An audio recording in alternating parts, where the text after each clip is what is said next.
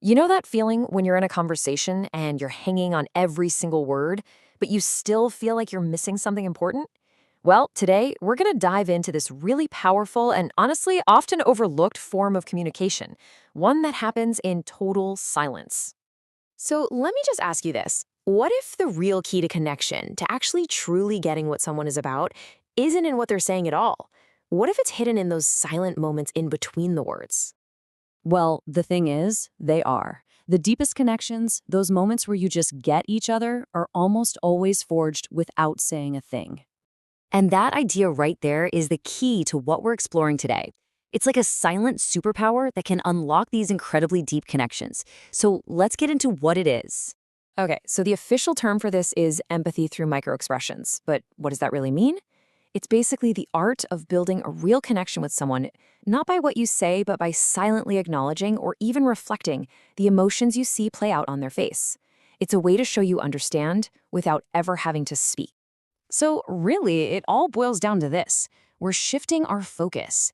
It's not about trying to come up with the perfect thing to say next. Instead, it's about becoming a better observer and a better mirror. It's about really seeing what someone is feeling and then subtly showing them that you see it. Now, there are two different ways to go about this, two main actions you can take.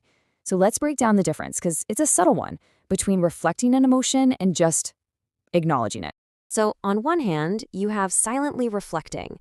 Okay, imagine someone you're talking to shows just a flicker of sadness. Maybe their brow furrows for just a split second. Reflecting, that means you might subtly mirror it by softening your own expression. Maybe your eyes show a little more concern. You're showing a shared feeling. And then you've got silently acknowledging. This is a little different. It's a small, deliberate gesture, like a slow, gentle nod or a soft gaze that just says, I see you. I see what you're feeling. So think of it like this. Reflecting is about sharing the emotion, while acknowledging is about witnessing. But here's a really, really important catch. This is not about becoming a mime, okay? You're not just copying someone's face. That would feel, well, weird and insincere, right? The goal here is genuine connection, not imitation. This whole thing only works if it's coming from a place of real empathy. So, how does this all work? How does just watching someone's face and nodding a little bit actually build something as big and important as rapport and respect? Let's walk through that process. It's actually a pretty simple but really profound sequence of events. It all starts with you just paying attention, really truly observing. Then you make that little choice to either reflect or acknowledge what you see. And the result of those two tiny steps, a real connection. I mean, when someone feels seen, when they feel understood on that deep subconscious level, rapport and respect just happen. It's almost automatic. And that feeling right there, that feeling of being gotten without having to spell everything out, that's the bedrock of trust. It creates this powerful, unspoken bond. Okay, so how do we actually start using this? Because this isn't just some neat theory, it's a real tool you can use to change your conversations. It's about learning a completely new way to listen, listening with your eyes. And why should you bother? Well, because getting good at this silent language can improve pretty much every relationship you have.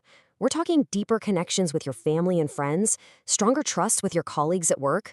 Honestly, all of your communication just becomes more effective, and you get a much, much truer sense of the people around you.